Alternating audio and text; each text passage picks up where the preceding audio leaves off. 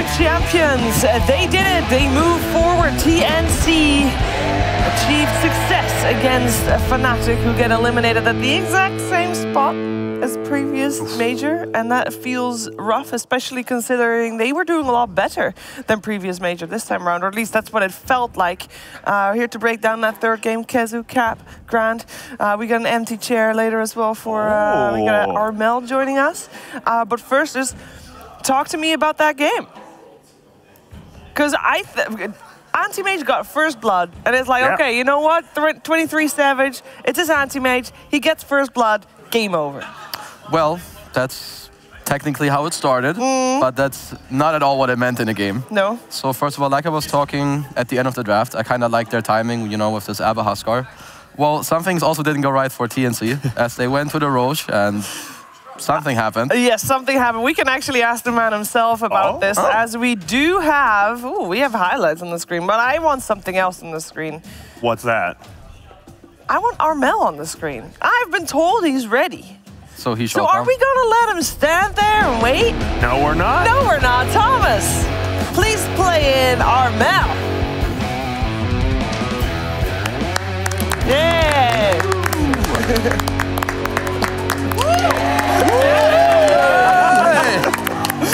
Take a seat, sir. All right. First of all, great game, congratulations. I'm gonna first ask about the Huskar. You were playing Huskar in that game. Yep. You were doing Roshan. It was going great, and then it wasn't going great. I just slept. you slept up. I fucked up. Happens. I do want to say you got a lot of good replies out of that, and we were watching it. Everybody was like, wow, that happened. And we were loud, but you guys were more loud than everybody here combined. What is it? What were you guys loud about? I think we're just feeling it that we have advantage in the game, and yeah, we're just so hyped. We could really tell. It was a fun game to watch. I got a question. Game 1, Leshrac versus Shadow Fiend. Are you supposed to do that well? Or like, I thought Leshrac used to do pretty good against Shadow Fiend like in the first few levels, but you destroyed him. I think that matchup is already 6 per SF, but and I have ES too, so it kind of went great. Yeah, like level 3, right? ES stuns, you just kind of, he can't do anything, man. Yeah, you destroyed him. Yep. I actually want to ask you about, so as Shiva was saying, you guys were really loud. You said you were feeling yourself. Throughout the series, you were being loud. And I figured, you know, as part of it, it's just a back and forth between you and Fnatic. But even towards the end of that game 3, you guys were really just like, it was like you guys were taunting Fnatic. Was there something like there about that you just wanted to be able to bring down Fnatic? Yeah, it feels great to beat them because every qualifiers, we never won against them, and beating them in the major. That's got to feel good. Like the most important match in elimination, that feels good, right? Yes. And now, you guys, obviously you won previous major, and since then, you guys' results haven't been super hot, but this one, it's like you guys are back in form. Like, did something change for you guys as well? Like, do you feel like you're getting back in the same form as you were then? Yeah, I think. I mean, in the group stage, we're so down. We have like 0-2, 0-2, I think. Then we have the momentum, I think, in the reality trip. It kind of gave us the hope. That's good. With the lower bracket games, you're getting like the extra fire that you need. It looks like Liquid is getting some fire of their own over there. We have time for 2 more questions? One more question. All right, 1 more question. In game 2, you guys had support Ench and Wyvern. Why did you end up laning the Wyvern with the Legion instead of the Enchantress? Did you want to face the Ench into the Disruptor? I think because Enchantress is really good at the safe lane and he can secure the carry. And if the Wyvern goes there, he cannot secure our carry. They might get destroyed. Yeah. Okay. All right. Now you know how it feels. I'm gonna thank you for coming on and talking to us. Liquid just won. And congratulations once again. I'm gonna allow you to take the microphone with you. And could you also escort Kezu and Capitalist with you? And Thomas will play on. Thank you so much. Thank you. Congratulations. Congratulations indeed again. Oh, it's getting real loud and spicy in here. Cass, are you forgetting something, young man?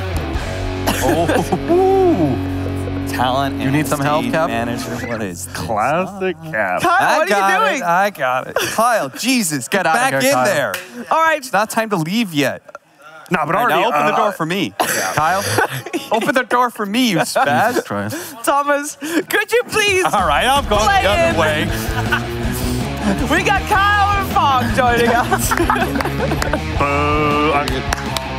Wow.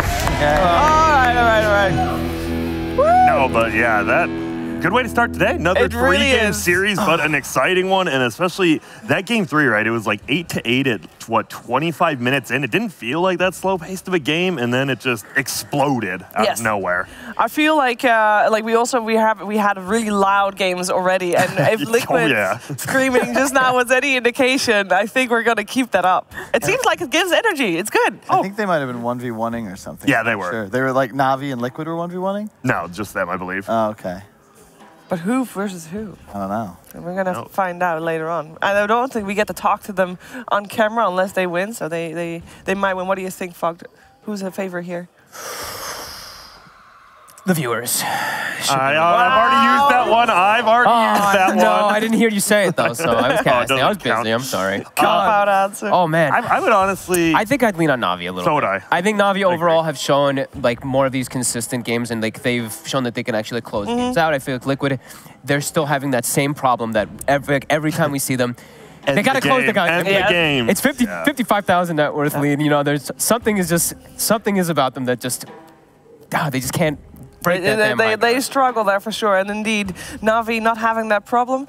We're gonna actually hear from named Pasha right now. Versus Liquid, we played versus them already, and I guess we are ready. We know what they're gonna do. I guess our play style is not perfect, but it's really good versus them, and we just need a good drafts and good plays, and yeah, I think we can do it. I guess after winning Virtus Pro, they're feeling really optimistic because it was a great win, full of emotions, and we'll see. It's Dota, everything can happen. Sometimes really magic can happen. Sometimes you can just go and kill 5 people and you're like, whoa, how I do it, wow. And it's cool, it's Dota, play Dota. Dota is a very cool game. I do agree with him there. And the last 2 times this team faced, obviously once in the group stage was a 2-0 for Navi. And then they also met in the group stage in Singapore, a 2-0 for Navi. So yeah, them being the favorites, especially with Pasha saying that their playstyle matches up nicely against Liquid. Yeah, I would agree. I mean, I think Navi actually, out of all the teams here, they have like the drafts, you kind of know exactly what they're going to do. Like they want to win their lanes, and they always have like 3 team fighters, and they have that one hard carry, but they just execute well. Execution's always a good thing to do. Yeah, they definitely, and I feel like this is a team that's actually, for me, I know we mentioned a lot of times like teams that get better and better and better, but Navi really has just improved every single time that I've seen them in every single tournament. It's like every single one of their players has really just stepped it up, so. Talk a little bit about Liquid to me, Kyle. I didn't even know Kyle was here. It's been so quiet up here. What the hell? I'm still recovering from yesterday. It's hard to say. Liquid is probably the definition of inconsistent. I'm tight with them. I've known Insania for like 10 years at this point. Mickey, you know, the Han lads, Boxy as well. They, I still don't really understand them. Like, I don't really know what their theories on Dota are. A lot of the time, I think it surprises even themselves. You know, it's just like, hey, we're gonna BO1. Let's just pick a Dark Willow and pray. Yeah, it worked though. And it worked, and it's interesting, right? Because they did just beat the other CIS representative. You're going against the same, but these two are completely different teams. And Navi, I almost thought was like 2 tiers above VP. So if they played like they did against VP, they're gonna have a lot of problems. Yeah, let's hear what Koikwa has to say about his matchup. We're feeling pretty good against Navi. I think if we played Alliance, we would have also felt pretty good since we beat them twice before in tournaments. But yeah, after our game against VP, we're feeling good in our abilities and confident. So I think everyone's feeling, I mean, obviously Taiga's feeling very good about himself. But yeah, after we threw a little bit against VP, I mean, we felt down a little bit after we got out of here yesterday, but I think now we're like super hyped to play again, just to get a second chance at the tournament, pretty much. So everyone's pumped for today. And they're gonna need to be pumped indeed. And I do not want to, stick around a best of one that much because you kind of, I don't know how much you can actually read from a best of one. But at the same time, they were ahead 60,000 gold.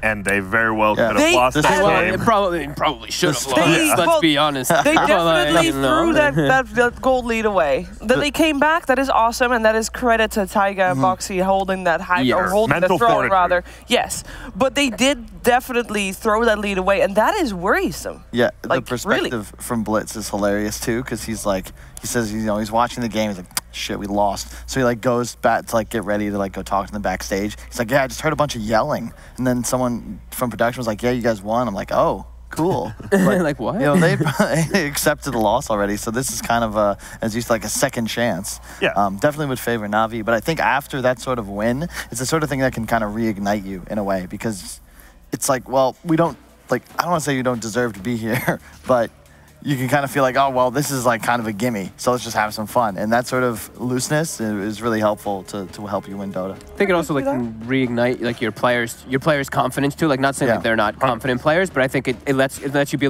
yo, Taiga, is this a good Willow game? And he'll be hell yeah, it is. He'll jump on the opportunities to get these heroes that maybe in some other situations he won't because of how confident he's feeling. Yeah, it's like the equivalent of some sport where it's someone's finally confident, ask for the ball, right? Now all of a sudden all 5 of your players are comfortable. We're ready to rock. Just give me a shot.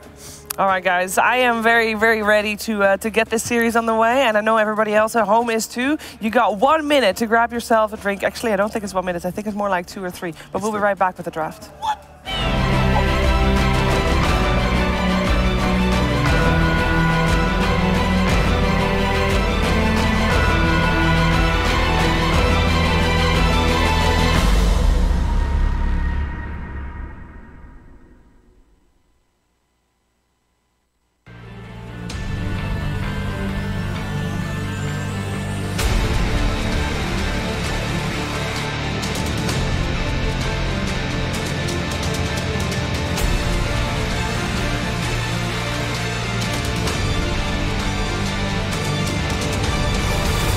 Rick Gaming Esports, professional esports housemaker. Multiple witnesses have reported mysterious shadow sightings all around the city. According to experts, the origin of these shadows is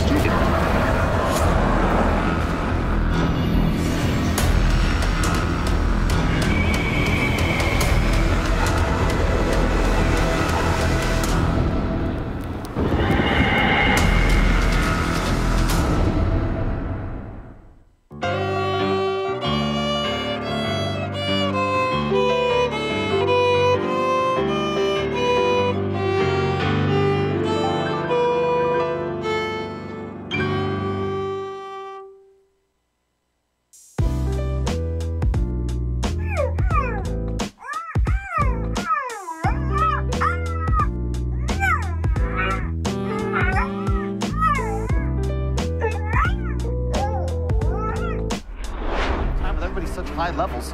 But if you can get the Aegis, you still have some time, right? The Echo Slam! He got him! Roshan finishes on 23 Savage! Dead for 2 minutes is Big Daddy Yabsor! The Strength Eaters are too big.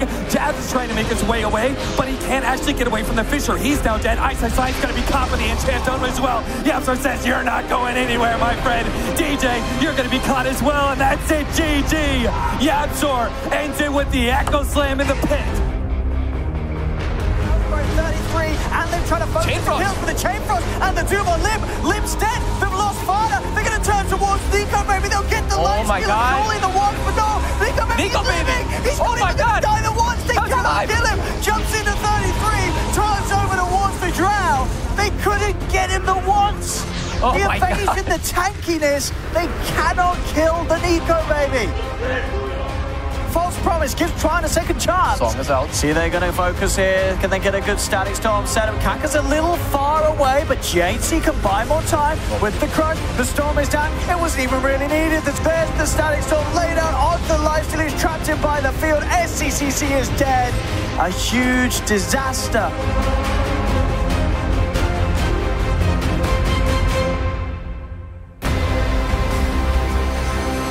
Weeha opening up.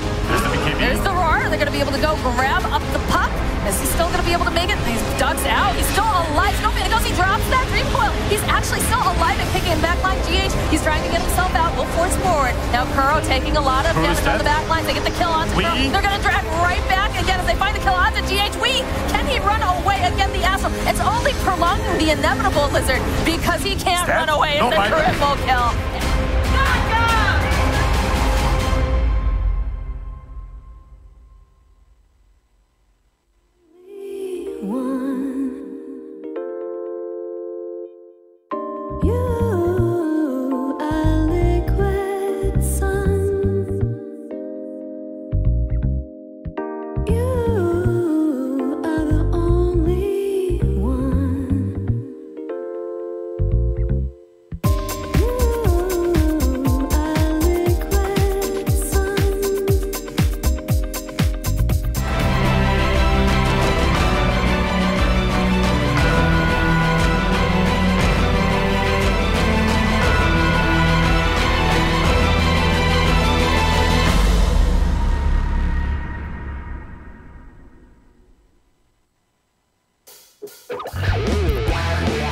It is a lower bracket game time for Team Liquid and Na'Vi. We have a best of 3 ahead of us, and we're gonna see Liquid on the Radiant side, Na'Vi on the Dire side. We're in the draft. We've got a couple bans going already, and there's a lot on the line for this one. Winner will move obviously forward. Loser gets left behind at 9th to 12th, which is pretty much last, but not quite. Yeah, and whenever you like talk about this thing, top 8's usually where you want to be. Yeah, but let's clarify.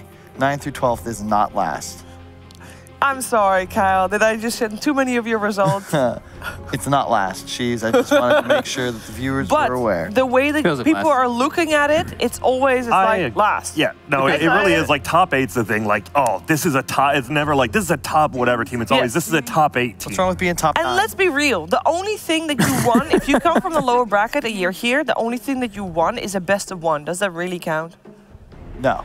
There you go. It counts in the way of DPC points. Yeah, that's true. And that is important, especially for these teams. They are both from a region that is highly volatile in terms of teams, and you kind of want those points on the board. Liquid came 5th, 6th at the previous major, so they already have a good chunk of points, but they are needing some more. The way these tournaments have been going so far, it feels like this EU qualifier is sort of a LAN event all its own. When you consider you got TI champions coming back, Secret, they're in the upper bracket, Alliance, they're in the upper bracket, Liquid's here right now, Nigma was just defeated in an epic series, and then you've got anyone else with Stack, right? Nip just moved back. I'm sure they'll be able to make it at least through the opens. Yeah, gonna be scary, and I love it. Na'Vi insta-snaps the Disruptor, but Liquid, I heard a woo, and then a tree lash. Yeah, they didn't hesitate at all with the picks. I love that, and that's something I've talked with Aiden about, and I appreciate, is that when they come prepared, one of the easiest things to do as second pick is have a canned response, right? You know what you're going to ban. Exactly. You know what you're going to ban. So, and then there's maybe 5 to 6 heroes you can expect the enemy team, they'll ban out of that pool. You can guess. You say, okay, if they Disruptor, we'll do this. If they Doom, we'll do this. And Lush Tree is the answer. They do give a Doom, though.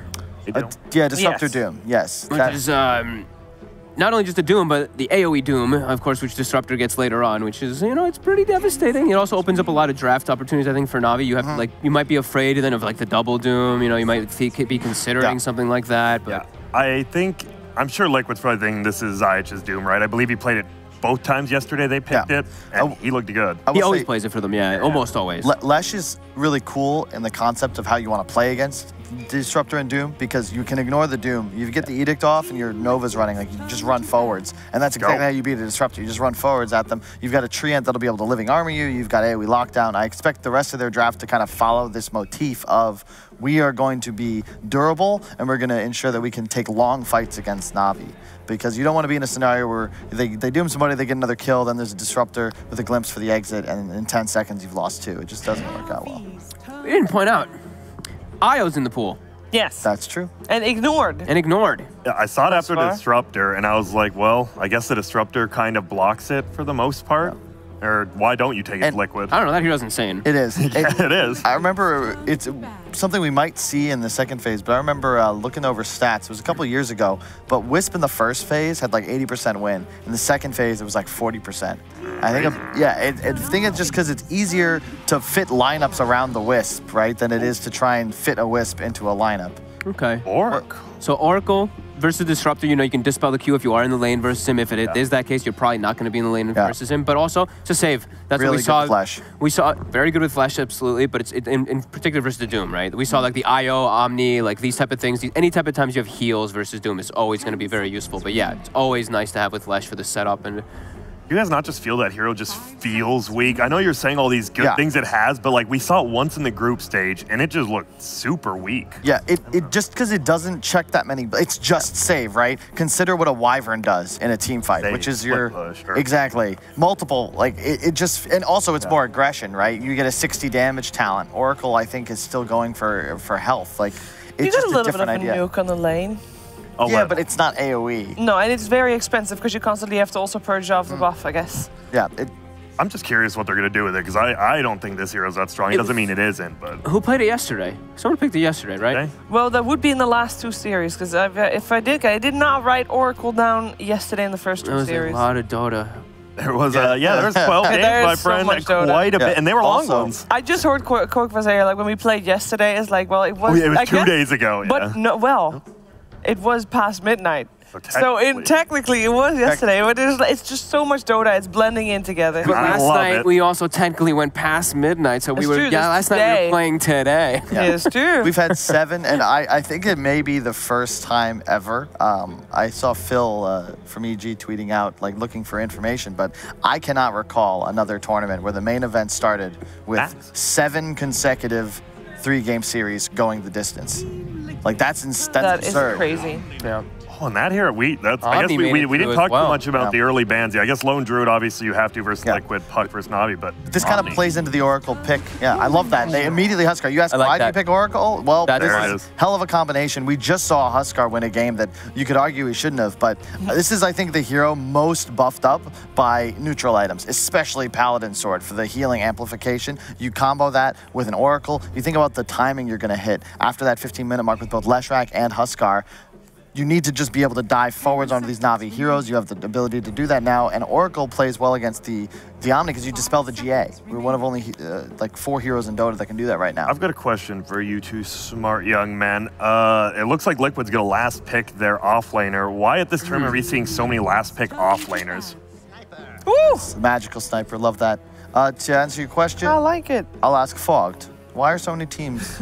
Like I actually, because I assume Leshrac is going to be Mecha. He almost always plays on their team. Koikva is obviously the Huskers, so and then Ice gets his last picks. I'm just. I think there's, which is a little bit out of norm, but there's more offlaners than ever, like than before. Well, I feel like there's just less carries. You've got your Slark, you've got your PL. I think you're really limited on your carry pool. While your offlane pool, you get to this later stages of the game, and you're just like, okay, now we can pick our off. Yeah, I'd agree with that. For me, I don't know. I don't know what else. To be fair, it could be a boxy Lesh too. So they are.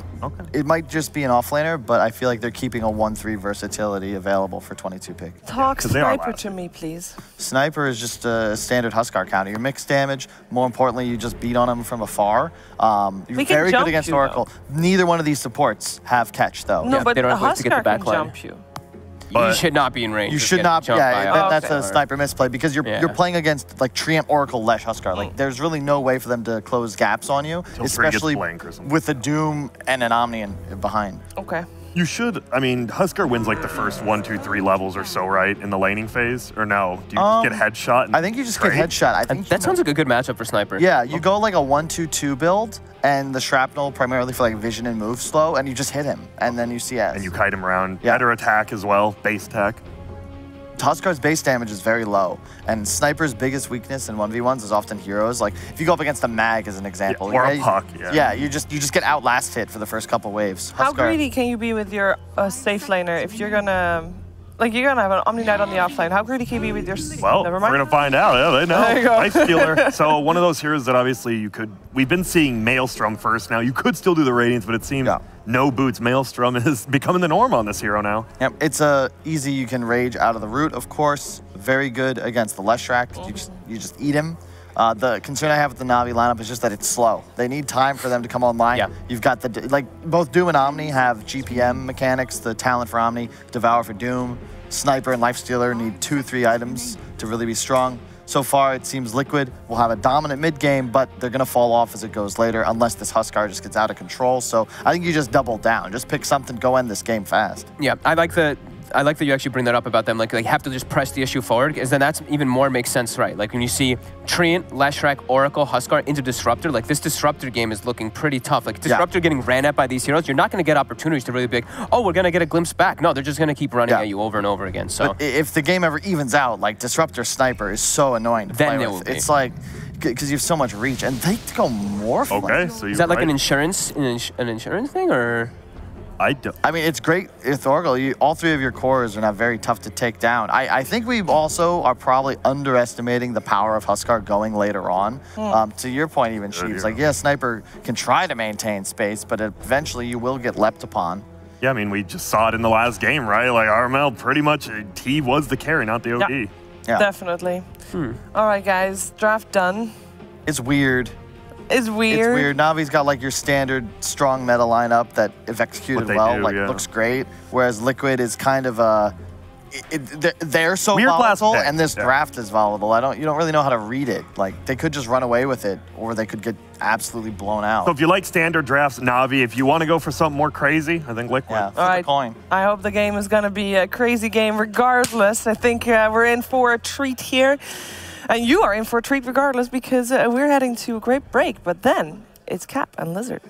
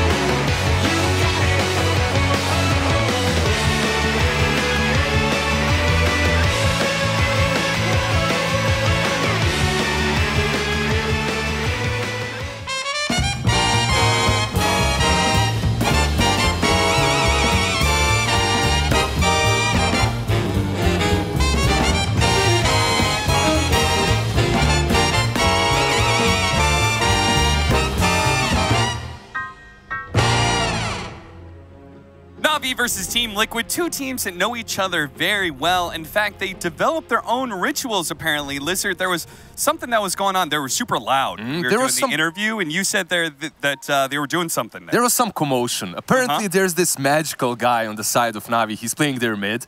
He's the new kid to the block, and he's strutting his stuff around. He's pretty good. He's pretty good. He thinks he's the boss, you know. He says that he has the best TA around. And Liquid, you know, they didn't want to ban it. Instead, they said, listen, we're going to play you 1v1 before this game. And they put up not their midder, not Koikwa, but Boxy. Boxy played TA 1v1 versus Magical, and he actually won. He won the 1v1 against Magical. That is impressive. That goes to show, man, that the Liquid roster, they do have some killers on there, but it's Na'Vi who have been looking quite strong this tournament. They had a great showing in their group stage, got into the upper bracket, unfortunately faltered a little bit early against Alliance, but now they're here against the Liquid, who I feel like is trying to recover, you know?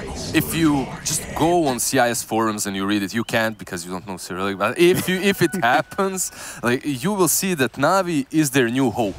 That's their new team. VP, they're no longer friends with them. Na'Vi is their new best friend. They definitely do believe quite a lot in the new squad, especially in these new two boys, Magical and Ilias. Ilias is playing, usually they're 5, and he's super young, but new to the scene and has a lot of potential. Yeah, I think Magical has definitely impressed me quite a bit. Ilias, I feel like I haven't seen as much of him, and you know, he's a support player, a 5 support player at that, so it's not like we very often get to talk about what big playmaking he's doing. But drafting-wise, it seems to be working out really well for Na'Vi. I don't know if he has a particular hand in that. I mean, they have a mastermind when it comes to drafts. They have Mag with them, right? Yeah. That guy has like, what, 260 IQ? Whoa! Okay, an early kill from Taiga as they were able to chase down Zayats, who's probably trying to do a little bit of creep pulling action, but gets caught. Actually, very interesting that he started with Devour, right? He is the position 4, so that's kind of normal. But usually we do see Dooms maxing out Scorched Earth and Infernal Blade a little bit earlier now. Yeah. It just gives you that opportunity to brawl in the lane.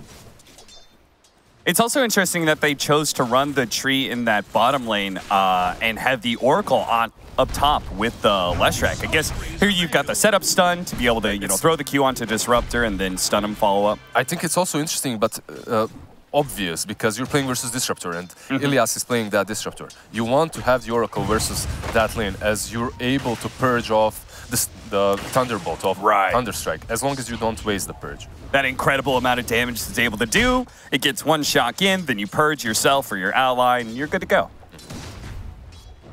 Exactly.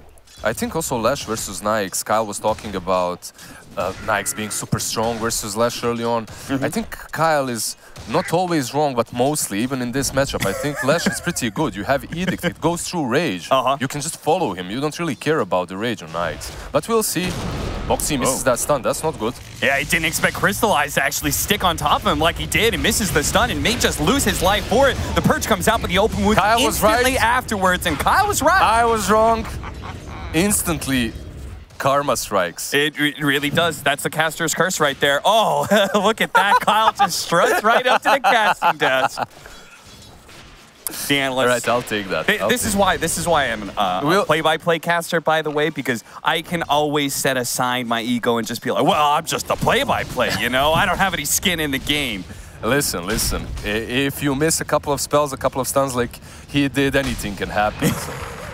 Kyle knows how's that like. I guess none of us should be talking after that We Play All-Star match where we got bodied really hard. I'm just going to say that me and you, Lizard, our laning phase went okay. We won it. Yeah. That was fine. Hey, Pasha, he's in trouble. Mickey trying to catch him, but the Heaven of the Grace, that regen is just enough to keep Pasha out of the kill zone, 1-1 still.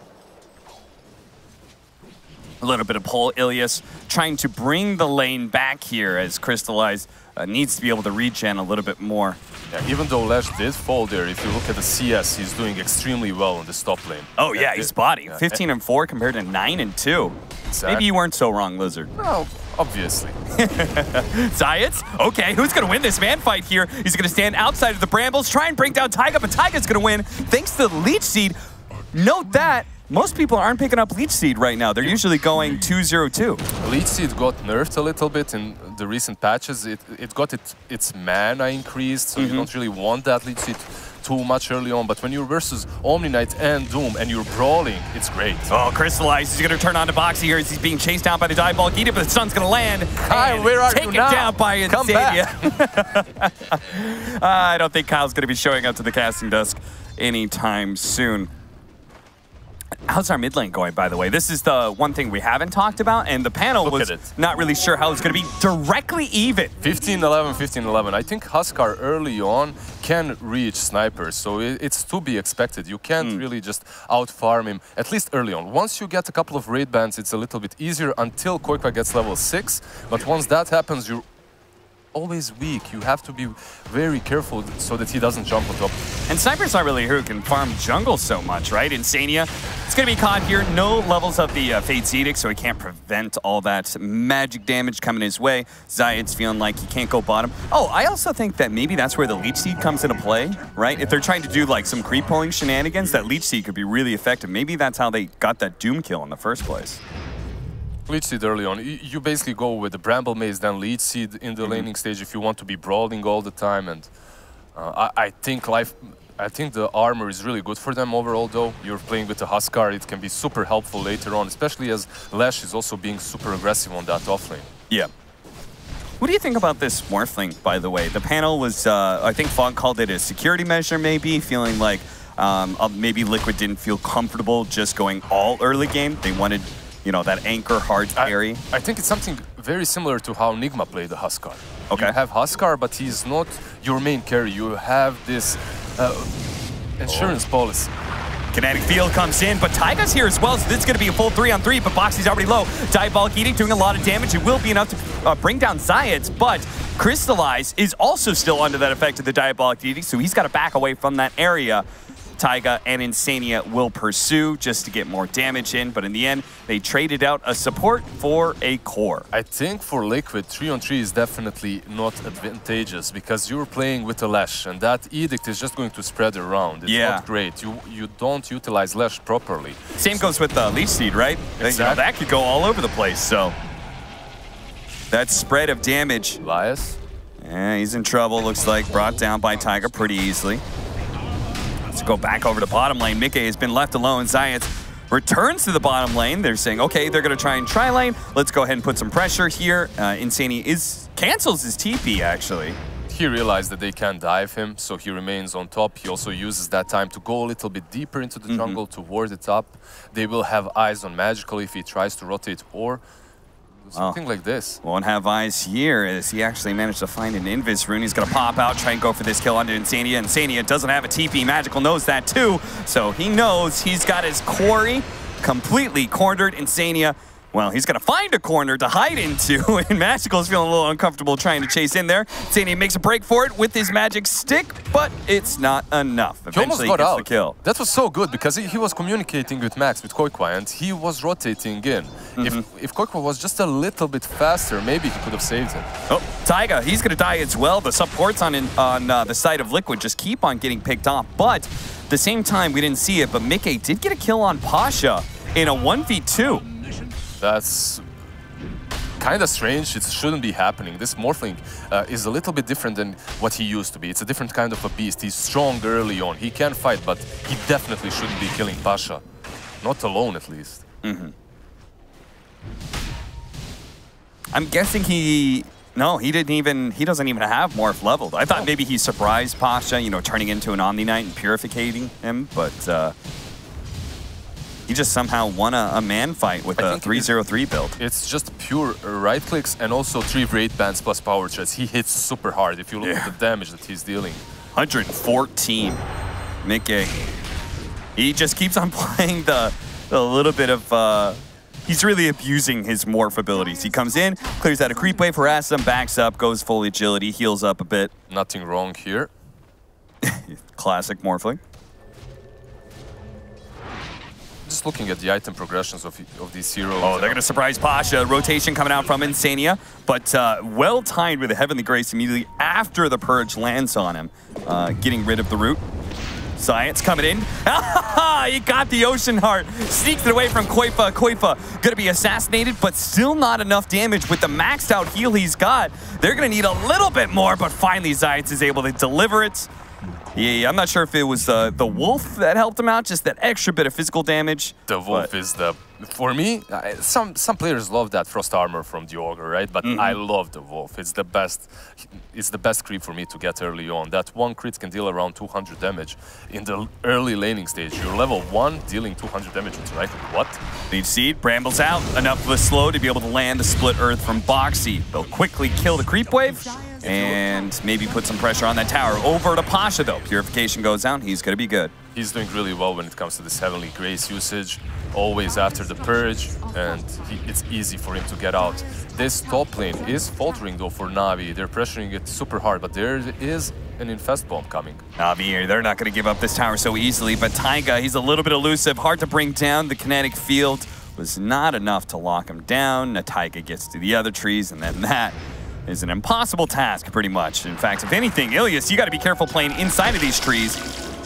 Thanks to Zayats and Crystallized, though, Taiga does not feel comfortable going for that kill. And we see one outpost on each side taken. On the bottom lane, Morphling took his own, and yeah, Tree has to be a little bit careful when he's playing around top, because now they have the outpost, and he can't really cross that line without being spotted. Armlet almost done for Koifa. That's going to be a big power spike, especially with Boxy. I'm sure Boxy, does he have maxed out Diabolic Edict by now? Or at least closing. Okay, he does have it. So this could be a time where they just kind of try and march down some towers using the strength of the Huskar into taking fights and taking towers. You want to, because not only your Diabolic Edict is maxed out, right? You have Huskar with Armlet, and Taiga is almost level 6. He needs 1 creep. He's going to have that Overgrowth to work with. And then Crystallize can't escape with the Rage. Sadly for him, he didn't have it there. He needed 1 more creep. He's got it now. Boxy shows up. Cleans out the wave. A few months ago, Na'Vi was one of the first teams that started playing Huskar again. And they spammed the living hell out of that hero, but they played him as a late carry. I just wonder how Koikwa is going to play him. Is he going to be more active like we usually does? Yeah, it seems like, as you put it, oh, Boxy is in trouble here. Crystallize staying on top of him. Science, actually, they do manage to get a good Overgrowth. The Assassination, nope, the Magical says that's not going to be enough damage, and Liquid just easily bring down Crystallize, who thought he had more backup than he actually did, perhaps. It's just so good versus Nyx. The Slash Rack, for those of you that do not know, Diabolic Edict is physical, so the Rage doesn't necessarily help you a whole lot there, especially if you have Overgrowth to follow up. And its damage is slower, right? Because the fees change, so in a way it means Leshrek's going to survive longer. That's kind of the usually the fear of Leshrek's, right? Is that he gets bursted down before his damage over time comes into play. Mid. Oh, Glib's back. This is going to be a really big kill. They're going to pop the Doom as well as the Static Storm. My goodness. But at the same time, this is an Oracle Huskar. I'm not even convinced he may even be brought down here. It's a lot of damage coming his way. But he does survive, actually. Assassination. I'm sure he's going to die eventually here. No way. He's going to heal a little bit more. Oh, the crit! Zayats comes out with a big crit just in time. Boxy shows up, but he wasn't able to bring down Crystallize. Zayats is pretty low, but as they are on the high ground, Liquid cannot pursue Taiga. Oh, there's only so many trees to play around here, my friend. He's going to try and get to the other side, but they're cutting them all down. Taiga, as well as Koifa, get picked off by Na'Vi, making it 8-8. We haven't seen a lot of Oracle Huskars. We do see some Oracles. We've seen one yesterday. We see some Huskars, but not Oracle plus Huskar. And he survived through Static Storm, Doom, and everything that was hitting him at the time. If he managed to get to that high ground without dying, if Doom didn't get that crit, they would take that fight easily. But because they don't, and because Sniper gets a few kills, now he has a Midas completed, and that level 25% cooldown reduction, it just feels so good. Like, Midas isn't really an item that you should be buying in the current patch. It's not great, it's been nerfed multiple times, but on Sniper, I think it's legit. I think it's great. It's the second best after Arc Warden. You think Dazzle, distant third? We don't see any Dazzle nowadays. Dazzle, so. Where's Dazzle? Where's the Dazzle core at, man? Liquid is up by 2,000 net worth. A large part of that is on Mickey. You see him down at bottom lane, 1,000 net worth ahead of the Sniper. He's just been totally free farming while Na'Vi trying to address the 4-man of Liquid. Boxy setting up on the outpost. Sees Zayats running in, goes for the splitter stun, but maybe he shouldn't have. He didn't. Look, they didn't go on Nyx, but at the same time, Omni Knight ported in and then cancelled his port. Now they know Omni Knight cannot reach them, and because of that, instantly into the Rosh pit. It's a great opportunity. I'm not certain Pasha was right with cancelling that TP, because once you do it, you have to commit. Well, he's going to try and run across the map, and he may still be able to get there in time. After all, it's a little bit hard to take Roshan under the effects of Shrapnel. Koifa decides it's not worth the risk. They definitely have ways of delaying that Rosh. You have a really, really good fight around it. You have Disruptor and Shrapnel, like you just mentioned. What's Mickey doing? Going for a Linken's.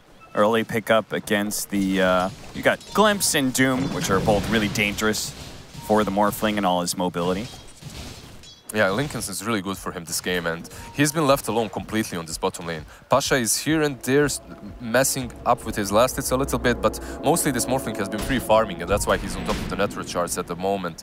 And also because his team is playing on the other side of the map, creating a lot of space. That's where Na'Vi decide it's time to see if they can put some pressure on bottom. They go for the bounty runes. Taiga actually sneaks one away from them, but it's going to cost him his life. Also cost them the Static Storm on the side of Na'Vi, but I'm sure they're not going to mind too much, especially as they push into that Tier 1 tower. They have super deep wards here behind the tower that they just planted, so they should go and try and pressure this Tier 1, which is on full HP, so perhaps if Liquid decide to, they could even defend it very soon. Zayats He's just running around and finding opportunities everywhere he goes, but they might not be able to get Insania, especially after a 2-man stun from the Leshrac. I love Lesh's items, by the way. He got Clumsy Net just recently, and that's just perfect for Lesh. So now he can Clumsy Net somebody in order to split Earth and save the Yules if he wants to use it defensively. Bottom lane. Loxy setting up is going to look to just be able to burst down Ilias as quick as possible. Heaven's Grace does allow him to be able to wake up the Disruptor to get the glimpse back. Sadly, though, it wasn't enough to save his life. Pasha still in trouble here, but the Purification makes such a big difference. He's a little bit too tanky, but if you are Liquid, you're super satisfied when you defend the tower. Let's see, never mind, Taiga is going to deny it because they didn't really manage to zone out Pasha, and they know that if he comes in, he's going to take down the tower. He didn't get the last hit, so he pops the glyph right in front of Pasha's face. Now he's going to overcommit to trying to get this tower and slow down. He immediately pops his ultimate. He's going to be able to stop all that physical damage from Koifa. They turn back and will be able to get the deny, or no, they say they create enough space. We force Pasha back. Exactly, I was saying that just recently. If Omni Knight is forced out of the lane, they can heal the tower up. And if you're Liquid, you want to be healing towers. You definitely don't want to be denying them. But on this other side, they've shown so many heroes at bottom that Na'Vi feels like they can assault top lane now, which is where Mickey's been hanging out recently. He has that Linken's finished, so in the next couple of fights, Mickey can even join them super easily. He can turn into the Sniper or Omni Knight and be very effective in these fights. Obviously, Rage from Nyx is pretty good too. All right, they finally got a tower. Looks like they... oh, I thought they were going to smoke up or something, but... Looks like they could wait for the Blink Dagger on the Doom. They also have, they're down in net worth by 3K, but they also have the Hannah Midas with the 25% CDR from the Sniper. They also have the GPM talent of the Omni Knight. So just, you know, naturally, Na'Vi will start building up more and more of a net worth lead, and things are static, but Pasha unable to finish off that tower again, and is going to be chased away. He's going to be caught by both Mickey and Koifa. Everybody's here. Pasha is making a break back for the tower. There's a living armor on it. Can he break it down? One hit? No! They didn't even have to deny it. They didn't even have to, but Taiga, for fear of it being taken by the Omni Knight, will finally take away at bottom tier 1. Yeah, but Pasha wasted so much of his time trying to get that tower, at least at the same time. He understands, guys, we're behind. I'm bringing a lot of their heroes to try and defend this tier 1. And in that way, I'm freeing up the map for my Nyx, for the Sniper who has a Midas. So if you look at it that way, it is worth it, but it feels bad. Like getting that tower denied in front of you, that's soul crushing. Oh, that's a pretty high pickup, by the way. The Grove Bow on a Maelstrom Sniper, who already wants to be able to keep his distance. On top of that, you're amping up his magic damage of the Maelstrom. He's had it a little bit before, but he didn't have the Vambrace, so he waited to combine the Wraith Bands, and now with the Grove Bow, it's just really difficult to take down. I really wonder if they'll have the means to close distance on the Sniper later on and take him down. I believe Morphling will have to be the one. We'll see what he can do. They're going to find Zions here. Tries to run into the trees. Yule Scepter from Boxy just to get a little bit closer to him before he stuns out. Mickey joining to make sure he is the one to claim the kill, because he's trying to work on that Eagle Song, building into the Ethereal play. It is a little bit worrying that there's a 5K net worth difference in favor of Liquid, and they're playing versus Midas and Doom. Yeah. They're doing extremely well when it comes to utilizing the map and farming on different sides of it, mainly because Mickey was just completely free throughout this game. Taiga. Oh, they don't actually try and pull him back in. Static Storm being used here. Hopefully get this kill, because it would be a shame to blow that much to be able to kill Taiga. Finally they do, though. They can safely push out this bottom lane without being perhaps wrapped around on. Insania getting rid of the open wounds. He has his ulti to work with as well, so it should be fine. There's no way. This is also ridiculous. Oracle, that's level 9, has 1300 HP. Yeah. He's got a Bracer, he's got the trusty Shovel for an extra 150. They also got both the tier 1 and tier 2 items that bring you more net worth. Right? You got the Philosopher's Stone as well as the trusty Shovel, just digging up bounties every once in a while. Yeah, when it comes to these neutral items, they have definitely benefited Liquid quite a lot, but they're pretty good on Na'Vi as well. The Grove Bow that we mentioned before is pretty awesome. Essence Ring on Omni Knight, not as good, but still pretty usable. We have a pipe as well finished up on Omni Knight. One thing that's really stood out to me is Liquid aren't really trying to, like, as a group, push a tower very often. You know, like a full 4-man into a tower, because that would be kind of an easy defense for Na'Vi with a sniper and such.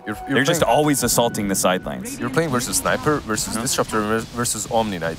Even if you take the tower or the objective, it's going to be very difficult to defeat, and you will suffer some losses. So I think they're just buying their time and farming on the Morphling. Meanwhile, when it comes to Na'Vi, they want the Halberd finished on the Lifestealer, which should come very shortly, and that should be it. I believe they will be ready to go. They're hoping somebody is going to come and farm the bottom lane because they had that Doom Blink Dagger, a source of initiation that was kind of missing for Na'Vi, and that's part of the reason that Liquid has been abusing them in the side lane so much. They're able to run around the map constantly. You know, Morphling has his waveform, Leshrack's just a fast hero moving around. Cap, they heard you. They know how close you are with Blitz, that you understand him, and they heard you. They're trying to change something. Because of that, we see Disruptor and Doom just hiding in the trees on the bottom lane or on the sidelines, and now on top lane, perhaps. Boxy ruins the mango tree, but that vision was enough to be able to bring Na'Vi heroes here en masse, but can they actually catch anybody? Boxy, he's willing to turn and fight a little bit after all. He's got 2 defensive supports behind him. He's willing to play for this one. The Split Earth is not going to land on Crystallize. 2 defensive supports, and also remember that he has finished a BKB. So this Slash is very difficult to kill unless you doom him. And even then, he has 3 and 10, he has Oracle to save him. If he's got BKB, like, we haven't talked about Koifa at all. It seems like he should have been farming non-stop. So this has got to be smoke time. Surely this lineup with the Lesh and the Huskar, this is a serious power spike. It is, but Na'Vi understands that. Look at Pasha, look at his positioning, it's perfect. This is absolutely beautiful. He's going to be Eel Sceptered up, going to hit for the stun, but Boxy's already being targeted by Crystallize. Won't be able to stay on too long because of the BKB. Oh, Zayats does manage to get the Doom onto the Huskar. Not that it helps a whole lot because Liquid is just rolling over Na'Vi. Even if they saw this gang coming, they chose to fight it. But they don't have the damage to really threaten any of these Liquid heroes. Yeah, they definitely didn't choose wisely. Pasha's positioning was perfect to break the smoke, but not really to fight afterwards, as they don't have the damage versus... This is so cute, right? They're... obviously, you just want to fight near the Roshan pit. Of course, Huskar's going to go do Roshan, but Liquid are letting him do it by himself, and they're going to stick around in this high ground to find a pickoff, because Na'Vi thinks, oh, they're all doing Roshan right now. A very good play, and the show of that E-Blade that Morphling has just finished off. Meanwhile, Huskar will finish that rush. Now you're dealing with Aegis, you're dealing with Halberd on Huskar, with the BKB on Lash. It's a difficult situation to be in. Look at mid, Pasha. Hanging around, seeing if he can push this wave back just a little bit. I have a feeling the sniper pick versus Huskar is not working out too well right now for them. They literally have to wait for 2-3 more items. He's weak, he's not strong enough. He has Mjolnir and Vambrace, but where's the damage coming from? Doom jumps in on the back, he dooms, but they can't take down the Huskar. At least if they had the Vessel. The Vessel, you can see that he's building up to, but he's still far away. He needs 800 gold more. You can almost see the frustration from Magical. He's like, guys, I'm pushing bottom right now. You should be smoked up towards me. You guys should be moving towards my lane. I'm the one who does a lot of damage right now, but you have to frontline for me. We need to get a pickoff down here. We need to put pressure down here. That way Liquid is forced to come back. But sadly, it's a little hard to catch this guy. Taiga, he could just chill out in the trees, drop some Meteor Hammers on some creep waves, and that diffuses pushes really easily. Low committal. I think it's one of the hardest heroes right now to catch, right? He's invis after level 10, and he's just sitting in the trees using Meme Hammer. You can't get on top of him. Well, 25-minute bounties are coming up, so Na'Vi will at least be able to secure both of those. A gift from the Tempest of Battle. We're going to have a Satanic coming up soon on the Huskar. Huskar that has just picked up Spider Legs. Yeah. Going to give them to Morphling. That's a bit of a dream, right? Just anything that can give you some more mobility. to get away from the Lifestealer and get on top of the Sniper? I think on Mickey it's super good because he's the one that's supposed to get on top of Sniper, and these spider legs will allow him to just move in some awkward positions, right, over the trees, over the cliffs. The thing why these spider legs are so good is because you don't expect these heroes to move from such locations, right? Yeah. You get caught off guard. Crystallize, going to be a little bit faster on the Rage. The last time he got just one shot down. Really goes to show how much more farmed Mickey was over the Lifestealer. He's actually sitting a good 6K above him in net worth. That is, again, Mickey and his net worth is the biggest reason why Liquid is holding a 7,000 net worth lead right now, 26 minutes. It's crazy that they're 7K ahead versus a Midas, versus a Doom.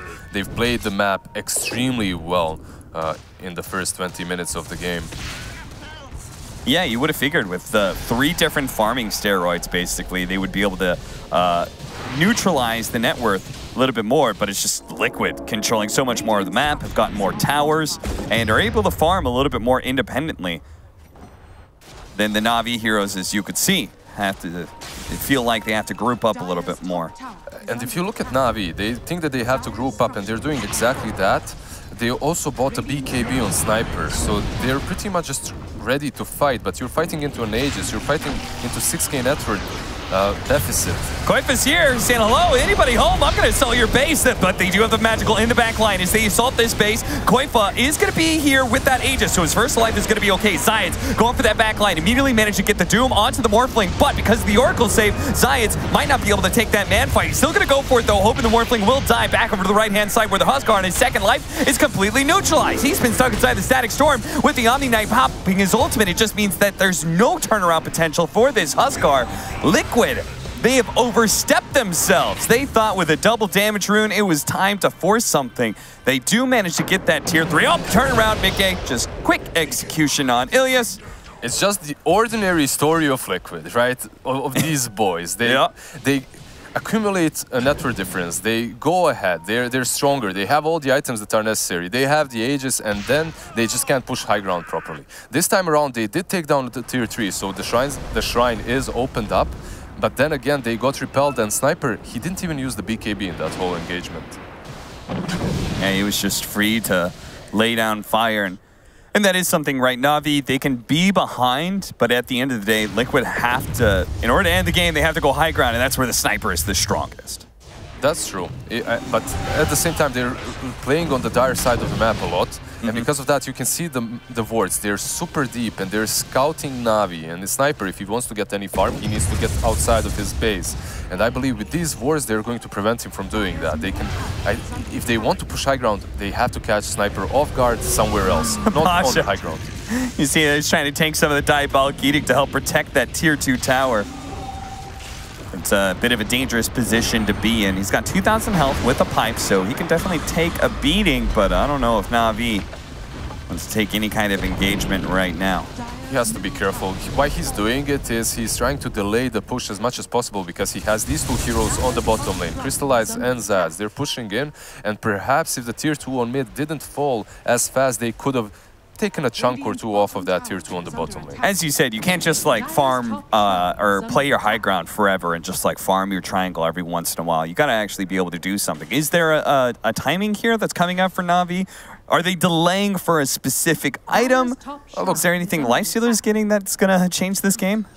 He's getting a Basher. That's going to help them with the lockdown a little bit, but Crystallize, he didn't itemize versus the Overgrowth, and that's really putting him in a bad spot when it comes to these team fights. Right. Sniper later on with the MKB will obviously help out versus the Halberd, and Ilias, if he gets that Aghanim Scepter, we all know what Disruptor does with it, so there are some items that are coming up for them. Omni Knight is itemizing also in a very unorthodox way. He's going for Solar Crest, I believe he had it queued up, and the Silver Edge, so he's trying to completely negate the Huskar effect later on in team fights. But the most important thing for Na'Vi is positioning and places where they take team fights. They need high grounds. It doesn't have to be their base, but just anywhere on the map. Well, trying to build into an MKB. Zions keeps on doing these little pushes at the bottom lane. Sometimes he'll cut a creep wave, just like Crystallize did earlier, as we saw on screen. Sadly, that Aghanim Scepter for Disruptor, Ilya sitting at like 3K net worth. He is real poor. He's trying to build into a Glimmer Cape right now. I would like to see them somehow open up some more space for him to farm, but it's just... That's the problem, because he's the position 5, right? Yeah. And you have Doom. Usually Doom can kind of take over a little bit. He doesn't have to be too greedy because you have the power. But they needed everything that Doom has right now. They needed the Vessel and they needed the Blink on him. Right. So Elias, he's just in this situation, and he has to be, because he has this Doom with the Vessel and Blink. It's sad because that entire initiation is just so neutered by this this Oracle, right? He jumps in, he like breaks the Linken's, dooms the Morphling, puts a Spirit Vessel charge on him, but then old Oracle rolls up, purges off the Vessel, pops his ultimate, you know, heals the Morphling a bunch, and then he's just, you know. Liquid, they're definitely proving to us that heroes that aren't in the meta aren't necessarily useless. This Oracle or Dark Willow that we saw from Taiga. They're not great heroes at the moment, but if you pick them in the right situations, in the right games, they can shine. It definitely feels like that is the meta right now. Is like the cores are very locked in, but you can still kind of experiment with some supports. The only real exception, I guess, would be the Medusa. Well, then again, Fnatic have been knocked out, so they're the only teams running that Medusa. Maybe not. I agree with you on the supports as long as there's no Lich, Wisp, Disruptor, Treant. Like, okay, so literally every single game. As long as the 4 best supports are banned away, then we can experiment. Then you can pick an Oracle. Solar Crest for Taiga as well, so that'll kind of counter Pasha's Solar Crest. He's finding a lot of space on this map. You can see the Meteor Hammer, and he's always in the trees. Split pushing is one of the reasons also why they have this network advantage. I mean, Na'Vi, they have to break out of this cage somehow. They're grouped up around mid. They're going to deal with Sentry wards. They're going to smoke up, push out. Are we doing anything here? That's also such a problem for them, right? You can see them, if they want to get outside of their base, they need to do it as 5, because you're playing versus a 3 and he can scout you out, he can catch you, and then the follow-up, it's easy to happen. Skadi completed on Morph. This is a beast right now. It's almost like Liquid, it wasn't the worst thing in the world. They did get a tier 3.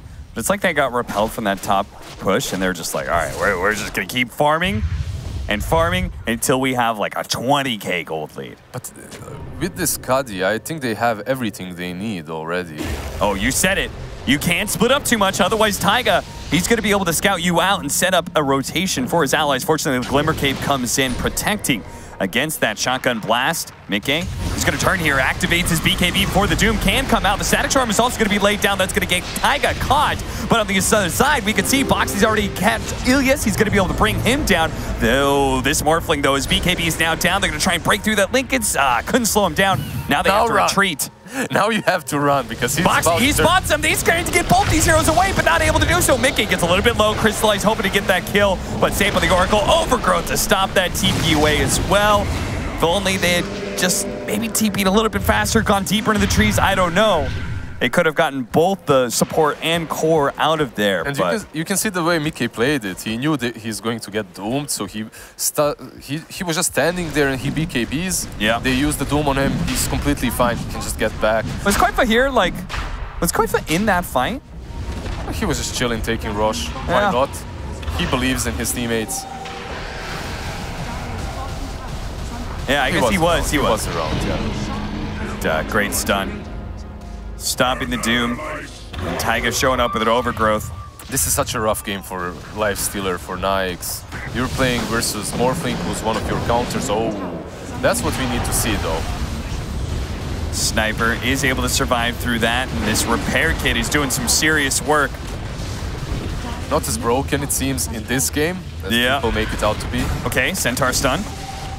When you've got the kind of overwhelming advantage that you're just able to commit to bringing down the tower, doesn't feel as good. Mickey jumping in, trying to quickly execute Disruptor, but he lives through it once again, thanks in part to that Glimmer Cape. Now the Glimp's back, and it's an opportunity for Na'Vi to strike. They're going to get the kinetic field around Boxy, see if they can just bring him down with Magical. Very low commitment, but it's going to be saved by the Oracle here. Probably healed up. Oh, Mickey taking on a decent amount of damage, but he will finally manage to waveform away. No barracks dying, thanks in a large part to the double repair kit charges used by Na'Vi. Yeah, because of the repair kit and the fact that Oracle used his ulti, Liquid falls back. They don't want to pressure the matter before they have that ulti back up, as basically Oracle allows Mickey to just stand up front and hit the Raxes while everyone is just dancing around him.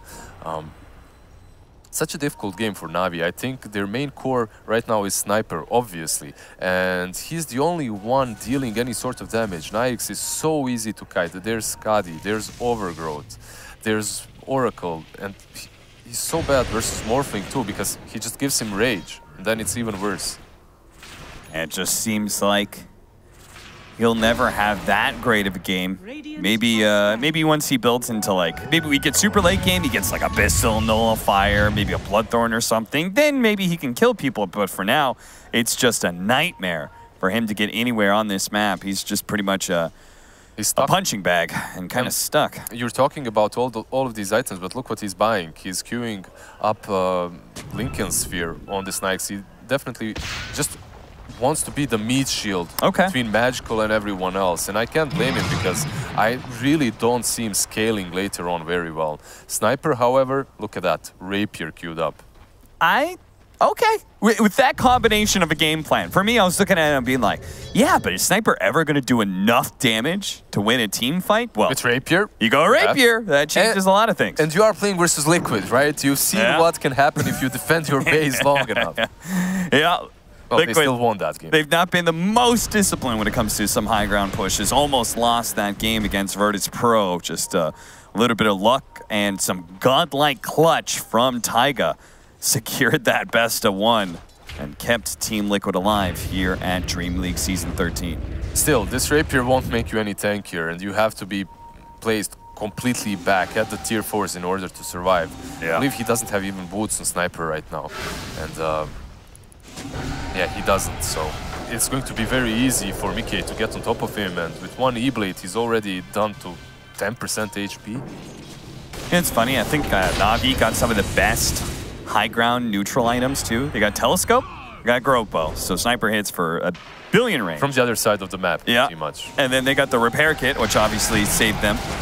We'll see if they can actually bail them out here. Crystallize, as you said, just trying to be a punching bag. And he's a much better punching bag since his level 20 talent and all that evasion.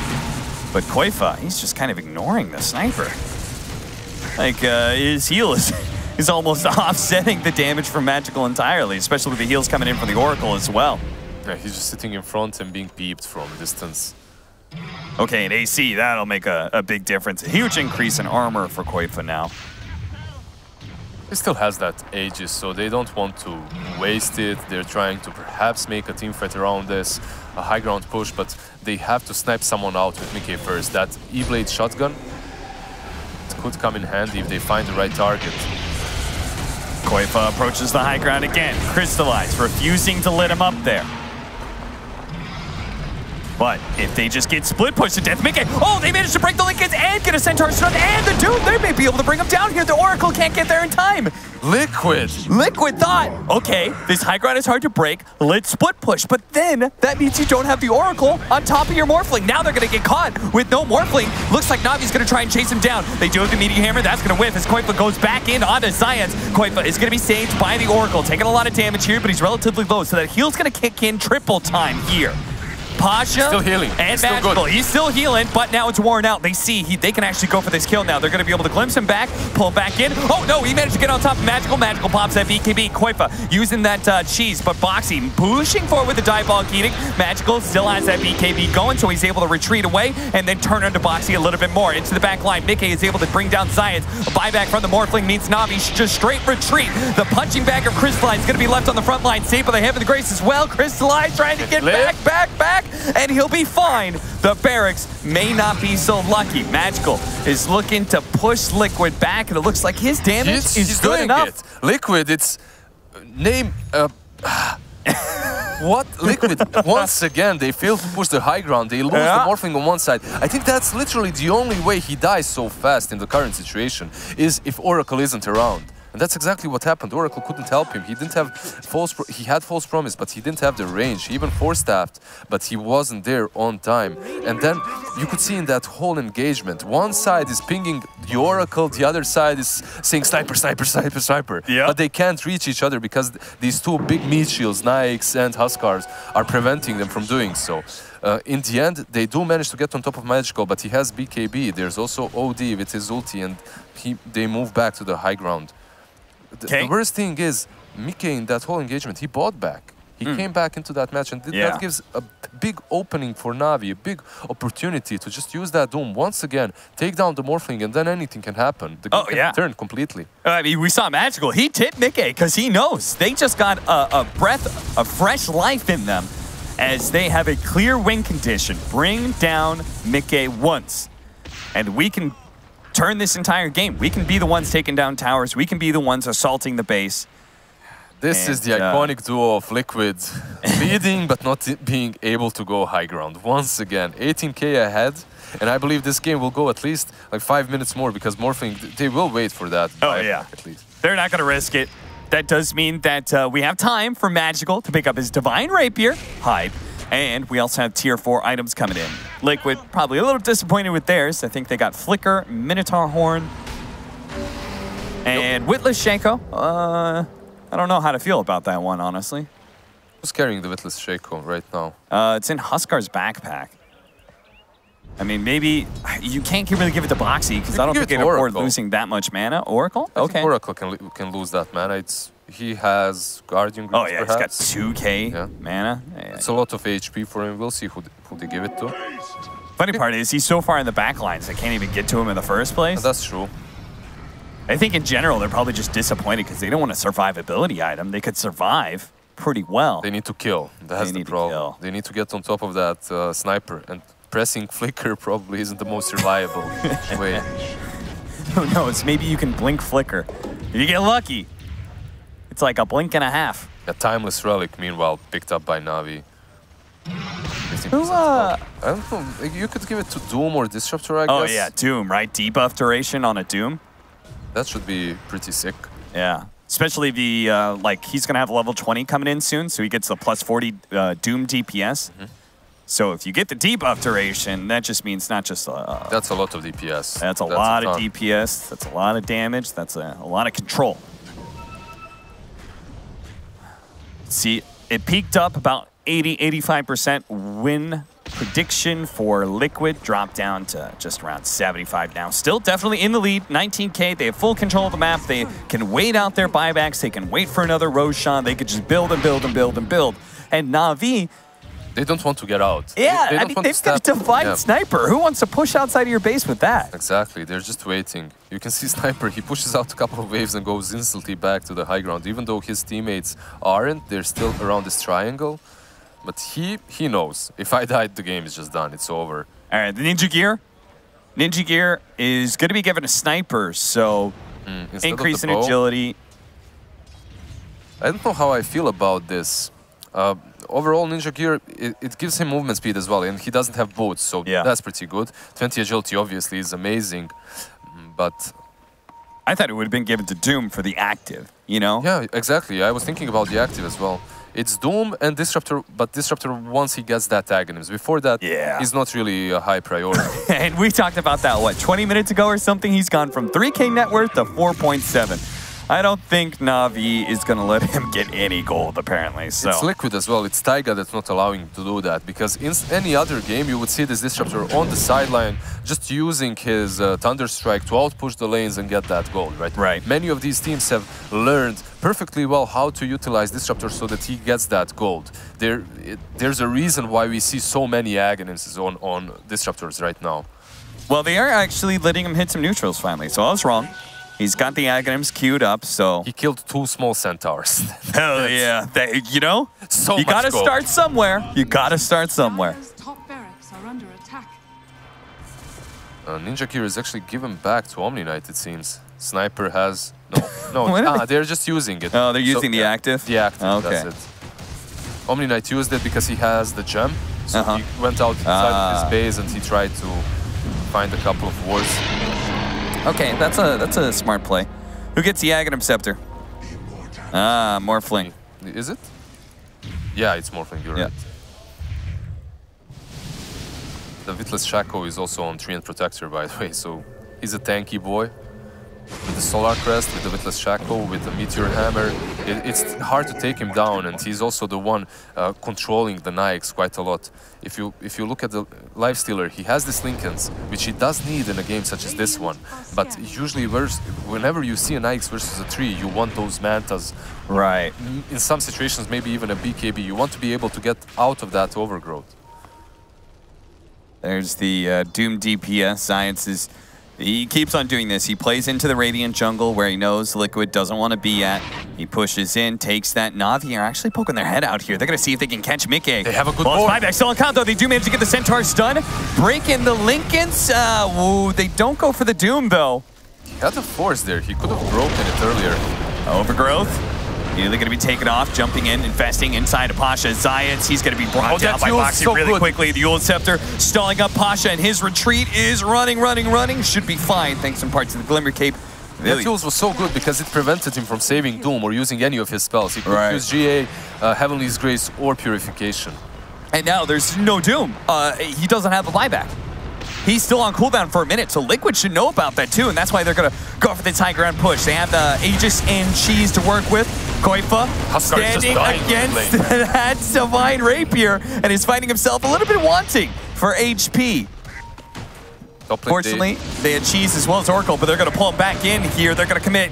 They're going to try and bring down Koifa, and it looks like they might be able to have him too. Magical Pops, BKB, Boxy trying to get on top of him. There goes Koifa, and Boxy's going to be in trouble as well with this BKB. He's making a break for it. Mickey committed and did manage to get that melee barracks, but Na'Vi, they had to trade something out here. Mickey turning himself to an Omni Knight, pops the Heaven, the Grace, and the Spider Legs. And we'll skitter on out of here. 30k gold lead now for Liquid. They gave that Aegis to Morphling because of that Huskar. He did have the cheese, he used it, but he was pretty much a distraction, as while they were killing him, Mickey was just taking care of business on the top lane. He took both of the Raxes, and one side is down, at least for Liquid. They did lose the Huskar in the end, and they were playing 5 versus 4 with the cheese, with the Aegis, which still isn't perfect way of just pushing, but it's something. 25, so they're going to start coming in. We already had the 25 from the Morphling. Let's see. Crystallize is quite close to his as well. Going back for the Abyssal Blade now. That Abyssal Blade is good. It will give them some more lockdown. Also, the new active is pretty sick versus the Morphling versus the Huskar. Can get on top of them easier, but most importantly, if he's able to somehow get to the sidelines on that Oracle, the teamfight could go completely in Navi's way. Their biggest issue right now is that they have to doom this Morphling, but if you doom the Morphling, Oracle just saves him. Yeah. There's no way of getting on top of Oracle. Especially since he can like turn and fight. You know, if he's decently agility'd up, like, okay, Oracle saved me. He's gonna heal me a bunch. I'm just gonna go for it.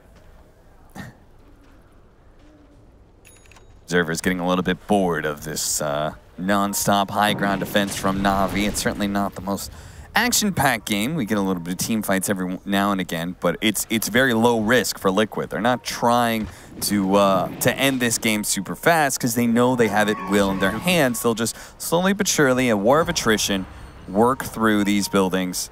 You could see it. You could see that once Mickey bought back during that high ground push, they were like, hell no, we're not doing the same mistake again. They all start getting flashbacks. Yeah. No. Flashbacks of that game versus VP instantly. They just go back. They're like, let's chill. Let's wait out the buyback. Let's get another rush. Then we'll finish the game off. Well, we've got full buybacks now. A Daedalus is almost up for the sniper. They just need more burst damage, so this may give it to them. Something that kind of surprises this Oracle, or at least just once they do force that false promise, they're able to target somebody else and burst him down. It's just Mickey, man. He just has such a free game. Oh, look at that. Did you see the blade mail on Koifa? He's got it in his backpack. That's also really good versus the sniper. He's killed himself, but also Mickey, if you see where he's standing, he's trying to get behind, perhaps onto that sniper. Sneaking on in. Sneaky spider legs. Doesn't, it's a little awkward because he can't go up without breaking the tree and revealing himself, so he kind of has to stay in this area. And he just lost the Aegis as well, so maybe not in the best position anymore. Trying to pick off Zayats once again. He's just roaming the earth, trying to get Devour, get a little bit of farm here and there. He does have the Minotaur Horn and Blink Dagger, and they completely whiffed. They whiffed everything. They used Overgrowth there as well, and he had the Minotaur Horn as well that he didn't use. Well, he was pretty much just rotating there to take the bounty runes, which I believe he did take. Yeah, he took 2 bounty runes on the top lane. And he just relieved the pressure off of this side of the map completely as they were chasing the Doom. But you can see Sniper, he understands. I'm not going anywhere. High ground is my home. Yeah, you guys go ahead. You move out there. You collect some gold. Bring it back to Papa. What do you think? Is it possible that this was their plan? We're playing versus Liquid, guys. Let's just pick heroes that defend high ground. Just pick the ultimate high ground defense and watch Liquid smash their heads in while they try and break down that wall. Goddamn campers. Can't get away from those sniper campers, man. All right, there's our Daedalus. Big damage upgrade. It's in for like 1,500 crits or something. I don't know. Close enough. Something like that. But only 1 rapier so far. Come on, Magical, step it up. What is this? I don't even think you want Satanic. Screw Satanic. Just get more damage. Go for the Moonshot. Look at Zayats. He took the ninja gear and then just used Scorched Earth to kill a creep wave without showing himself. He did towards the end. And he also has 2 smoke of the seeds, and he uses one. Now he can... Oh, he's going to run into Koikwa. Okay, bye-bye. Oh! Minotaur Horn, Force Staff up into the high ground. He's good. He's good, yeah. But he wasted that 1 smoke. Overall, he's buying the refresher. He has the recipe and 4k gold. So that should come very soon. Considering he's a Doom, he gets that gold super easily. Yeah. Let me see that. Let me see all those 30 talents for Sniper. Just in case. Is there anything really good? No. It's all shrapnel stuff. Oh, well, that's garbage. Pretty garbage. Yeah, what about Lifestealer? Anything better there? 1.5%. I think it's much better overall. Everything there. Maybe the 200 HP isn't the greatest, but everything else is fine. I know Morphlings is hype. Yeah, look at that. The multi-shot adaptive strike. Some agility. We got all Huskar here. Attack range. I love how they're preparing for level 30s already. And we're gonna watch Zayats die again.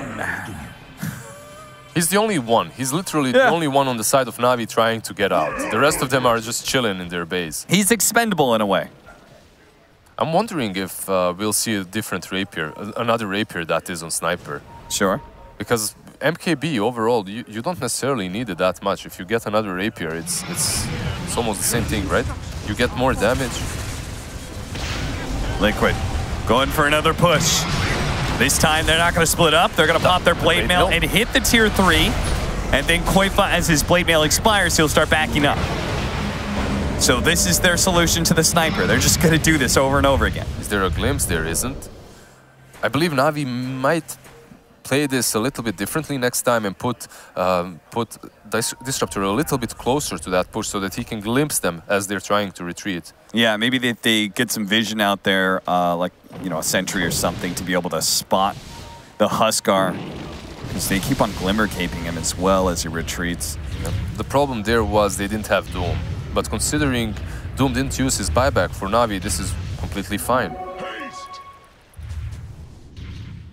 There's also going to be a Silver Edge picked up by Morphling soon.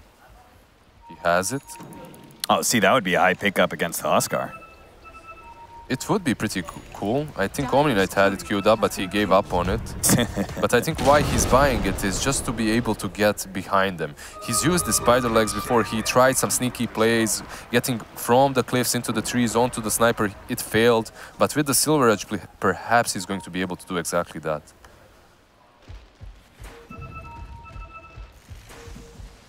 3,600 HP Tree and Protector, thanks to Bottom lane, the... we might see a fight? Nah, it's just Taiga. Running into Taiga, but he's gonna back out. And Boxy was TPing on him. He did TP on Taiga, but he decided that it's too dangerous. He blinks the other way.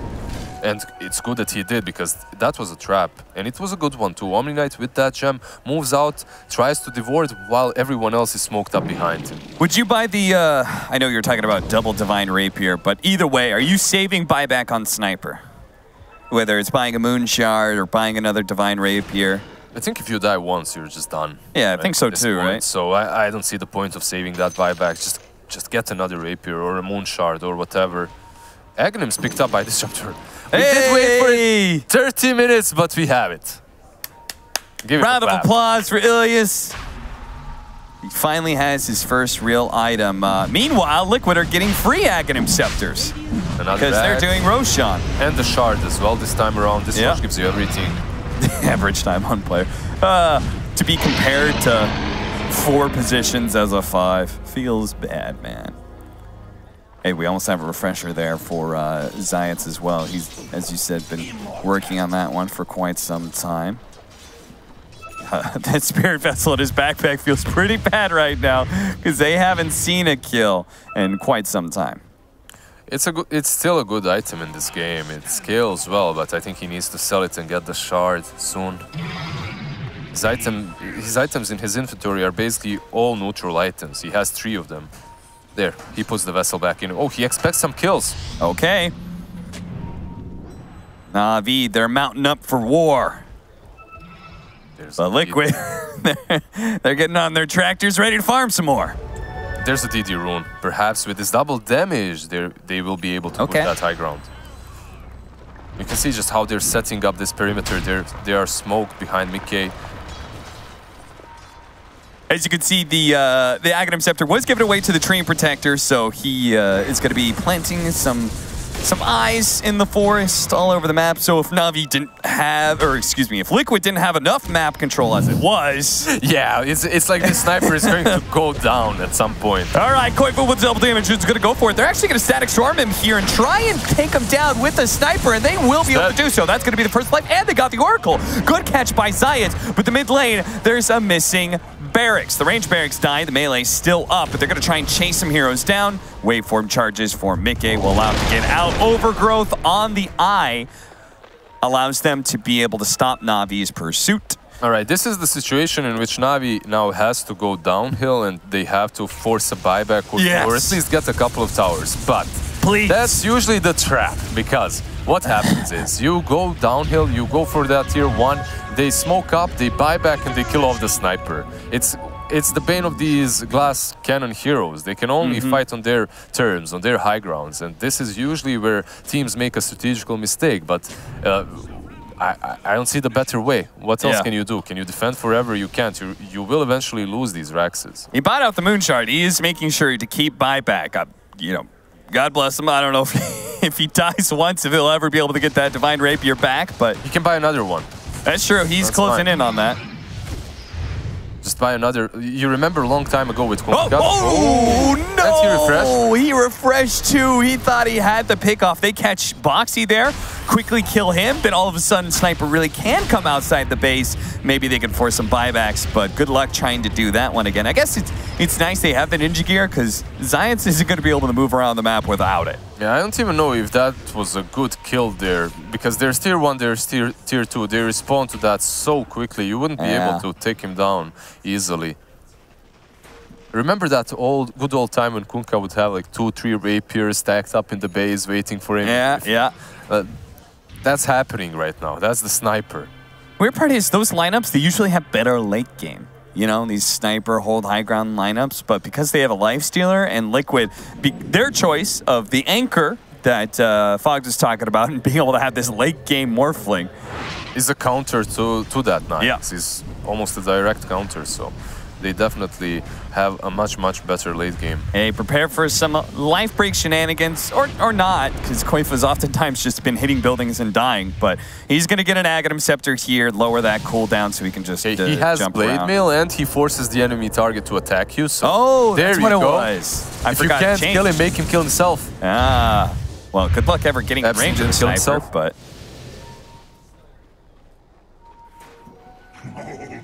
Good times as we have gone over the hour mark, a 40,000 net worth lead for like... Okay, I'll be... I wasn't sure if I was actually going to break this out, but we're past 60 minutes. I was sitting with Insania earlier, and he's like, yeah, we talked about it after that VP game. If we ever get into that situation again, we're just going to keep farming and farming and farming. And I was like, I hope I never cast one of your games again. Well, here I am casting a game of Liquid, farming with an advantage. Thank you, Aiden. But understandable, right? It's a major, it's elimination on the line. You're gonna feel real good. You get this one game advantage in this best of 3. We're looking at top 8. You don't want to be falling at that 9th through 12th place, as somebody said on the panel earlier. It's basically last place, right? Like last place, 12th through, or there you go, the initiation. They're going to be able to catch him with the static storm and everything. Mickey, he's going to fall. He's actually dead. Dead for 120 seconds. Boxy's going to fall as well. That's going to be the Aegis. They're going to set up on him, and I don't think Liquid have a chance to be able to bail him out. Maybe they do. Lotus Orb. Okay, no, he's stuck inside the kinetic field with no BKB. He pops it now with the Bloodstone, trying to get out. He's going to get doomed, though. Can his mobility get him out of here? It's going to be slowed down by the Treant Protector. Na'Vi, they use their big ultimate for this. They want to catch somebody at least. Koifa, he's spotted, and he doesn't have boost. He's so slow. Pasha sitting on top of him. They still have a buyback from Mickey. If Liquid wants to try and fight this one whatsoever, Koifa is super tanky too. He's going to turn and force Pasha into him with that taunt. But now he's going to be saved by the Oracle as well. Start healing up, but Crystallize, he's pretty much ignoring the damage. He's going to turn, go for Boxy with the Abyssal Blade, try and burst him down, but he's being healed up by the Oracle. Boxy doesn't take any damage. Na'Vi, do they have anything at all? Na'Vi are actually going to be forced back here after they were unable to do enough damage to anybody. Blink away from Zayats, TP out. All right, nobody dies. All right, Na'Vi manages to get back. But these two teams are ridiculously disciplined. This little guy over here, Magical with his sniper, he didn't join the fight. I saw that. When they were fighting, when they were chasing, I was watching him. He was literally moving back. He just went to the high ground. He's like, guys, this is my safe place. Yeah. This is my spot. I'm going to wait it out here, and you just try not to die, all right? I love the part. Crystallize, like, he sees Boxy coming over, and he's like, go Leshrac, go Leshrac. He Abyssal Blades onto him. He's hitting him, and he's like, where's my damage? Magical's like in mid-lane, like, I don't know what he's talking about, guys. I'm not there. Yeah, he looks behind. You see that little sniper just running back. All right. I think it's a good choice from him as well, because they did have buyback on more. Yeah. And I have to say it again, this sniper is super squishy. He's that glass cannon. If he gets caught by that Morphling, if he gets on top of him, he's dead. And that's game over, literally, right there. And also in that situation, they didn't have the Disruptor ulti, they didn't have the Doom that was already used, so they couldn't reliably take that fight once Morphling is back up. I don't know where Taiga's Courier died, but he does have the flicker on it. Something we need to talk about. Courier Gaming, Hannah Minus is all around. Everybody honestly get a Hannah Minus and start building up Daggons, because you can use your Courier. And we see Magical doing just that with his Hannah Minus. Yeah, we've seen yesterday what E-Blades and Lotus Orbs as well. You can definitely use this Courier very well later on in the game, and I'm surprised teams haven't started doing exactly that. Usually we see a couple of wards, D-wards, but that's about it. Yeah. Later on, when you're 6-slotted, 9-slotted even as a core, you can use that Courier and start spamming different items, different utility items on it. Yeah, for the most part, it feels like everyone's like a little bit too inexperienced with it, that for the most part, they just use it to plant wards. I think we'll see it come very soon. Bit by bit, more and more people will be like, okay, they'll remember it, and then they'll also feel a little bit more comfortable using it. So we do have the Aghanim Scepter. This is the first time I see Aghanim's on Oracle as well. It stuns with the Purge as well and increases the duration, increases cast range.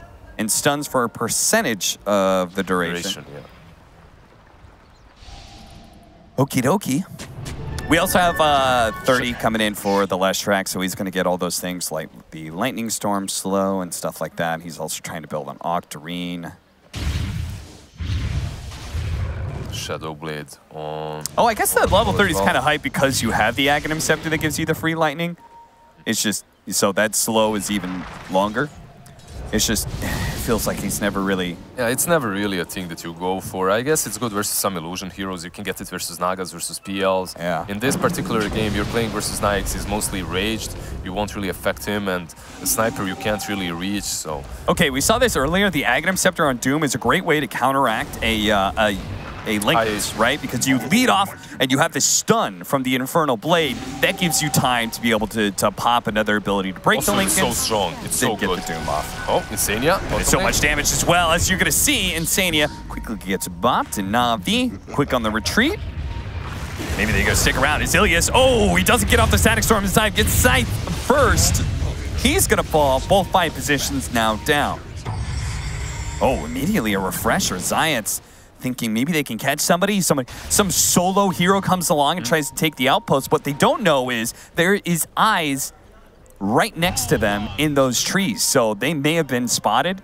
They were literally expecting Liquid to come and take this outpost from them. That's why they used that refresher so early on. They just hid in the trees. That's why also you could see Omni-Knight and Magical even thinking about connecting to them. But now they realize that's not happening and they should back out. Pasha, you see him running around with his courier with a quelling blade. He's just trying to find some wards wherever the eyes are. He's just running around, chopping down eyes with the courier. That's super important. Yeah. Getting those... Taiga could literally win them the game with the amount of vision that he's giving. And we see another Rosh response. Which one is this? 10th? 6th? This is Roshan number 5? Yeah, number 5 should be the case. Second round. See, my suggestion is on 5, you should just start dropping Divine Rapiers. Like, let's go, guys, end the game. But instead, it's just the same old Aghanim's refresher. Who doesn't have an Aghanim's? Everyone has it, it seems. Maybe Oracle doesn't have the infused one, right? No, Oracle? You're right, yeah. Okay, he's gonna get it. Yeah, he sold it, so... How many more items? I mean, you got moon shards to pass around, but the team doesn't even make use of moon shards. Just wait, minute 17. Okay. 3 more minutes, that's it. Isn't that running like a little bit of risk that you're going to get garbage items and Na'Vi gets some good items? That definitely could be the case, but the game is literally telling you, you're useless. If you weren't able to finish the game by now, here you go. It's like sudden death in some of games, you know, that literally put your HP on 1 or 10% and then the game has to end. I just never like when you control the game like this, waiting for the 70-minute and adding that extra variance. Maybe if the plan is that we know Na'Vi is going to push out somewhere into the jungle and that's where we're going to catch them, I can dig that. But Na'Vi have been very clear. They're not letting their sniper out of this prison. That is the entire base. He's staying inside at all times, and it's people like the Doom who are going to go out foraging for them and come back with their wares. They can't get out of their base at all because of the tree. He's just giving so much info. You can see these trees are planted everywhere. They're trying desperately to use the couriers with quelling blades, but they're gonna need a fleet of couriers with quelling blades. Oh, they found okay. He is going to be shot back there. The Lotus Orb. Zayat's in serious trouble. It's pure damage to the shotgun. It's going to be able to finish him up. Magical. Oh, Magical. They need to get him out of here. It does infest and pop away with the BKB. He's going to turn and fight. Boxy marches forward, hoping to be able to push these heroes back as the rest of Na'Vi is getting rolled over. They're going to be forced into buybacks now. Crystallize. Turning. Mickey down. Insania pops his refresher shard too late to be able to save Mickey and give him that second ultimate. And now Na'Vi, these heroes are so slow, they're going to be able to catch up to them. Koipa, he's going to turn, pop his blade mail. Crystallize actually has some damage to be able to fight. Mickey bought back, and Na'Vi on the retreat. They say, this is our time. If we could just get out, boys, get out, we'll be able to hold this high ground and maybe give ourselves a chance at winning this game. Kinetic Field holding them back. They're going to have to take this 4 versus 5, though, as their Doom did die back. Now the question is, will Liquid push it or will they go back and farm? I think they should. There's no Doom. For 100 seconds, they have to go right now. This is the chance. Yeah, you don't have to worry about that big ultimate, like surely. Is it? Oh, is it the chance? Is it? Mickey? I guess they're afraid. You just bought back on the Morphling as well. You could at least try it with Koifa. He's got buyback. You know, just send the lad up there. You did it before, right? He runs up there, pops blade mail, hits the building, backs up. You know, just a little bit of rinse. You can do it, guys. Believe in yourself. What is this courier? Good lord. It's got Spirit Vessel, Refresher Orb. All kinds of crazy shit. Taiga jumping into the back line, hoping to be able to catch Magical here. He gives himself a little bit of vision with the eye there to be able to spot some heroes. This overgrowth could come in clutch if Na'Vi move too far to the right. Koifa, meanwhile, needs to back up as the Oracle ultimate will pull him back up to full. Yeah, he heals up fully, and they need 25 seconds now for the Oracle ulti to come back online, and then they will have around 30 more seconds to go on that Braxis, because there will be no Divine Protection. They went the Courier all the way to the other side of the map to be able to pick up another Divine Rapier. Boxy, he spotted Magical, but now he's been Static Storm, and he's just gone! He got taken out. He does have buyback, but Na'Vi, they're going to push forward, see if they can catch. Yes, they do. Glimpse back onto Koifa. Abyssal bladed up, controlled, and dead. Dead. He and Boxy do have buyback. So nobody get too excited that this is the end of the game, because Na'Vi, they may not force those buybacks out of Liquid. It is a 70-minute mark, and because of that, they can go into the woods and find their items, at least on the side of Na'Vi. All right, Liquid, you wanted this. You're going to have that high variance. We're going to see what level tier 5 items we're going to get on both sides. This is literally my second game at Fallen Sky. Fallen Sky? I mean, that did not impress last time I saw it. It sounds great, but not really. If you're the Train Protector, like I already have Meteor Hammer, sure, that sounds cool. Fusion Rune, all right, that's one way to break the base. Right, literally each rune you get on this Morphling, so that's pretty good. The double damage, obviously the Arcane Rune will be very helpful for all the items too and spells. And did they find anything else on the side of Na'Vi? Not yet, just the one item apiece so far, as Na'Vi are a little bit more focused on objectives while they can get them. They're trying to force a couple of buybacks, but it's too late. 20 seconds away from Huskar, 15 from Leshrac. The dangerous part is they haven't scouted this area with the eyes, so everywhere they run, they're running into a potential overgrowth trap. Yeah, the trees are everywhere. Are you going to just look into the Roshan pit? No, no. And top lane's pushing in, so they have to back up. This game, Roshan is reserved for Liquid. They've killed him 5 times. They have a deal with him. Yeah, what are you doing? It's a little silly. Oh, hey, Woodland Striders. First time I've seen those. So we're going to get some trees around. Trident recipe. That's a hype one for a late game scenario.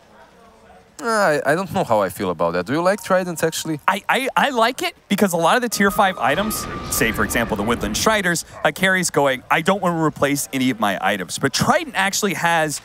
You have to build it up, sure, but you've got the gold to do so. It actually has the stats, enough stats for you willing to replace an item with. He's doing it. He's replaced the halberd with it. Yeah. He disassembled it, and now he has it as well.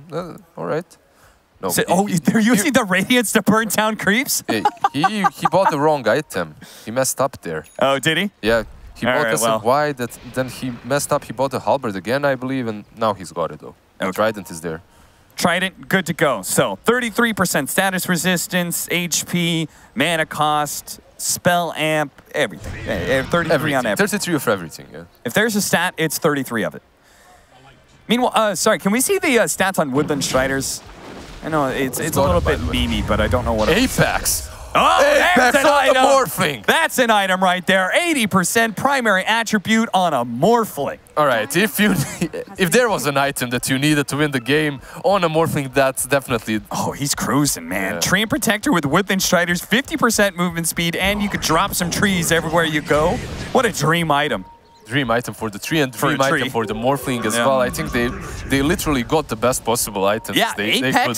With a double damage fusion rune and illusions and everything else. Like, how do you not take out the buildings with that? Well, if there is a way, I'm sure Liquid will find it. Just wait and see. If there is a way, we'll find it out. Na'Vi have not gotten their third item. I think Apex might be the best thing for them. I mean, it's the best damage dealing item, and really, you just want damage. Yep, for the sniper, it would be pretty cool.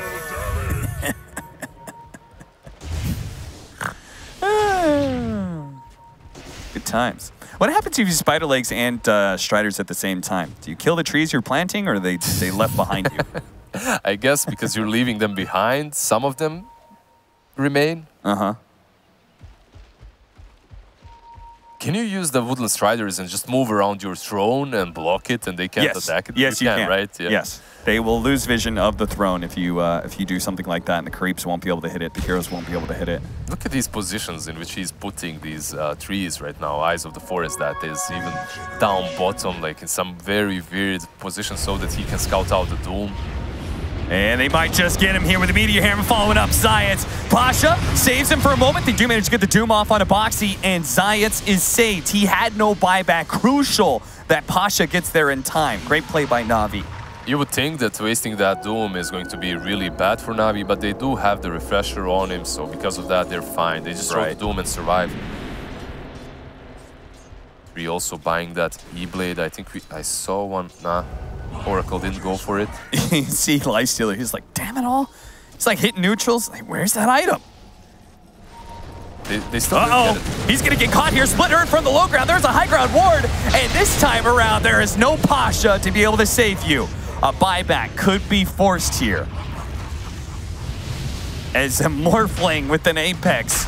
No, you 682 base damage. You don't push, you don't force buyback, you go back into the pit. You get another Aghanims that you can't use anymore Yeah, because just leave the everyone has Aghanims it. on the ground. Can you sell the Aghanim Scepter? I feel like you can. Just like the cheese. Yeah, it has a gold cost. Or maybe not. Does it? I have no clue. Never sold it. I was never that rich. He's trying. He's trying. No, it's not possible. Okay, apparently not. Yeah. But this is the time for them to push. You have this Morphling with what, 700 base damage? You just hide the Aghanim's Blessing. Don't let them find it. I love the spot that he chose on the left side of the map here. No one is gonna go there ever. Yeah, forget your fountain. The courier might be able to get in there, you know? All right, Mickey. Waiting for his opportunity. It's 76 minutes in. Liquid. Just one little building stands between them and Megas. Megas isn't even the end of the game for sure, but Mickey, he's going to go for it now. Quickly chopping down the buildings while Boxy makes the initiation. Pasha getting a little bit low. Here comes Koifa. He's going to be able to jump onto the Doom. They've taken the Megas. Now they're going to get out. Na'Vi, they're like, fine. We're not even going to buy back on Lifestealer. You think we care Megas? That Morphling with the 650 base damage plus 680 from the double damage hits for 1,200. Like, he destroys the base in a matter of seconds. He even waveformed back into the Static Storm. This guy doesn't care at all any longer.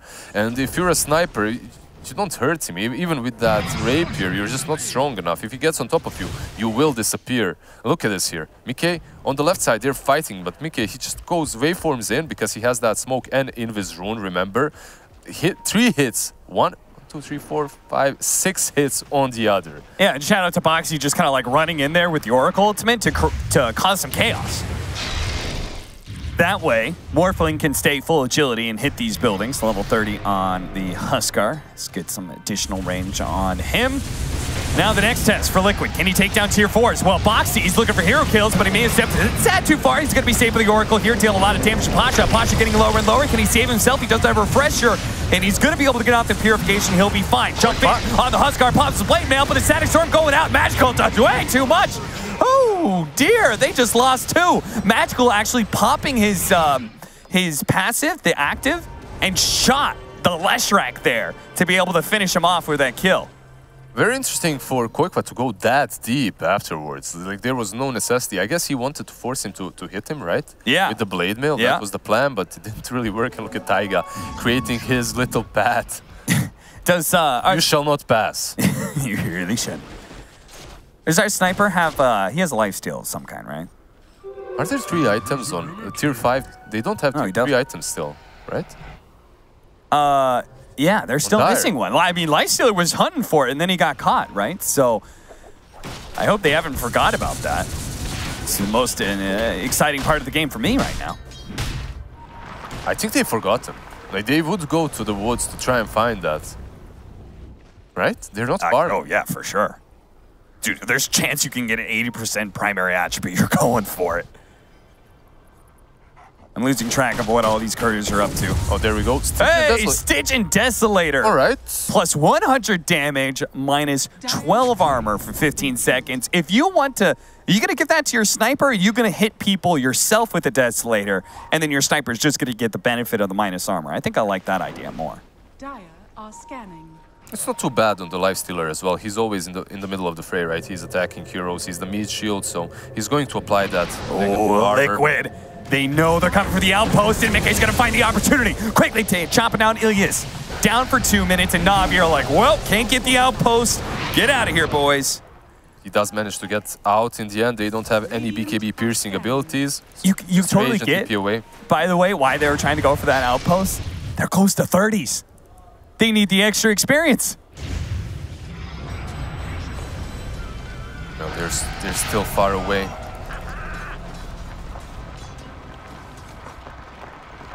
Dude, they need the Aghanim Scepter for a Lifestealer as well. That's, oh, he doesn't even have a passive Moon Shard yet.